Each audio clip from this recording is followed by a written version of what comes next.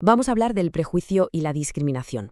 Es un tema que, la verdad, es bastante complejo, a menudo se entiende mal y muchas veces está ahí, oculto a simple vista. En este análisis lo que vamos a hacer es desgranar un poco sus mecanismos psicológicos para intentar entender por qué siguen tan presentes. A ver, parémonos a pensar un segundo. ¿Verdad que hoy en día es rarísimo, por no decir imposible, oír a alguien admitir abiertamente que tiene prejuicios? Socialmente es algo que está, fatal visto. Y aquí es donde nos encontramos con la gran paradoja. Aunque casi nadie se declara prejuicioso, las consecuencias de la discriminación están por todas partes en nuestra sociedad. Entonces, ¿cómo es posible? ¿Dónde se esconde exactamente ese prejuicio que no se ve, pero que causa un daño muy, muy real? Pues para intentar resolver esta cuestión vamos a seguir una hoja de ruta muy clara. Primero, veremos qué es el prejuicio, luego de dónde viene, cómo se manifiesta de formas sutiles hoy en día, como en el racismo y el sexismo, y terminaremos viendo qué impacto tiene todo esto en quienes los sufren.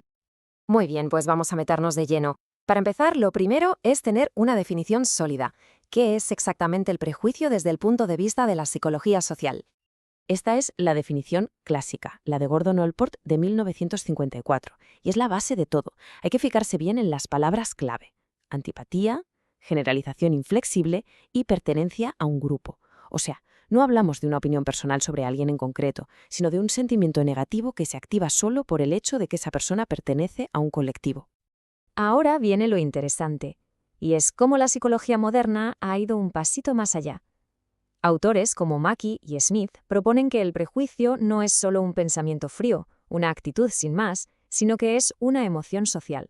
Sentimos orgullo, miedo o enfado simplemente porque nos identificamos con nuestro grupo, frente a otro grupo. Vale, si el prejuicio es una emoción tan potente, la pregunta es, ¿de dónde sale? ¿Cuáles son sus raíces psicológicas? Pues la psicología social ha identificado varias fuentes clave, y esto se aplica a todo tipo de prejuicio. Primero está el favoritismo endogrupal. Es casi un reflejo, favorecemos a los nuestros. Luego, la amenaza percibida, esa idea de que otros grupos compiten con nosotros, ya sea por recursos o porque amenazan nuestros valores. También influyen, y mucho, las jerarquías sociales que ya existen. Y por último, el esencialismo, esa creencia peligrosa de que las diferencias entre grupos son naturales, biológicas e imposibles de cambiar. Pasemos ahora a ver cómo todo este mecanismo se manifiesta hoy en día, sobre todo en formas que no son tan obvias como, el racismo de hace décadas. Aquí tenemos un concepto que es fundamental: el racismo aversivo. Describe a personas que se consideran progresistas, igualitarias, pero que, en un nivel inconsciente, tienen sesgos negativos. Lo curioso es que solo discriminan cuando la situación es ambigua, cuando pueden justificar su comportamiento con cualquier otra excusa que no sea la raza. Para entender esto mejor, nada como un experimento clásico, el de Garner y Dovidio. La situación era muy sencilla. Imaginen que alguien llama por error, dice que su coche se ha estropeado y pide ayuda para llamar a una grúa. La clave, claro, estaba en el acento de la persona que llamaba, que permitía identificar su raza como blanca o negra. Y los resultados, son para analizarlos con calma. Si miramos la tabla, vemos que, como se podía esperar, los conservadores negaron la ayuda a la persona negra un 35% de las veces, muchísimo más que el 8% a la persona blanca. Pero, ojo ahora con los liberales. Aquí es donde la cosa se pone interesante. La diferencia clave no está en si negaron la ayuda, sino en la columna de colgar prematuramente. Un 19% colgó antes de tiempo a la persona negra, frente a solo un 3% a la blanca. ¿Qué significa esto? Pues que no negaron la ayuda de frente, pero sí evitaron la interacción. Es la definición perfecta de discriminación sutil y aversiva. Hay otro modelo muy útil, que es el de Pettigrew y Mertens, que se desarrolló aquí, en Europa. Lo que hace es combinar el prejuicio manifiesto, el que es directo y hostil, con el prejuicio sutil, que es más frío, más distante, y así clasifica a la gente en tres grupos: los fanáticos, que puntúan alto en los dos; los sutiles, que tienen el manifiesto bajo pero el sutil alto; y los igualitarios, que tienen ambos bajos. Hablemos ahora de un tipo de prejuicio que es especialmente enrevesado: el sexismo. ¿Qué pasa cuando un estereotipo parece un cumplido, pero en realidad lo que hace es perpetuar la desigualdad? Pues la teoría del sexismo ambivalente de Click y Fiske nos da la respuesta.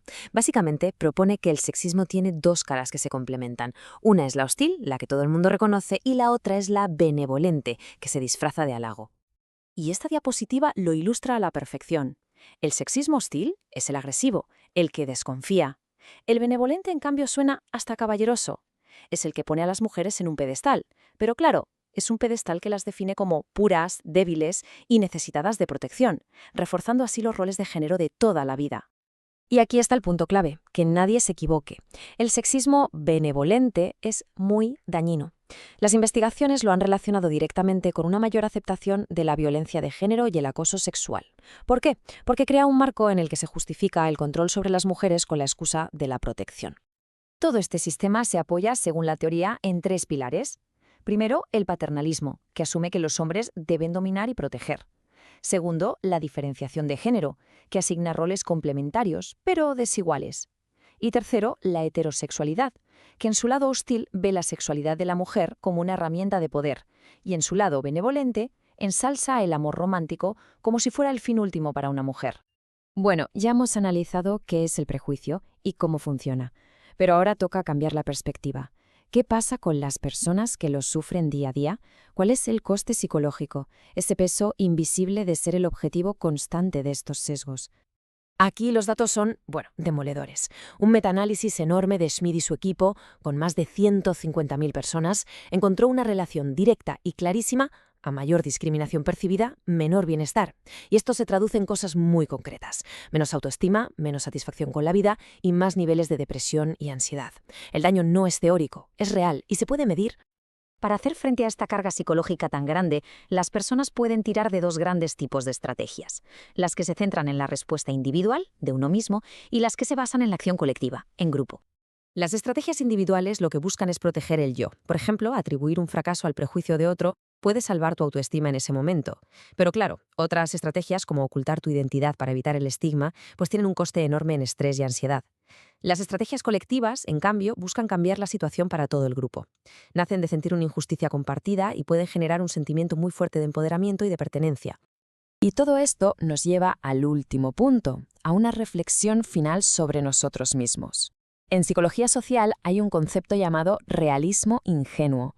Es básicamente esa tendencia tan humana a creer que vemos el mundo tal y como es, de forma totalmente objetiva, y que si los demás no están de acuerdo es porque están sesgados o simplemente mal informados.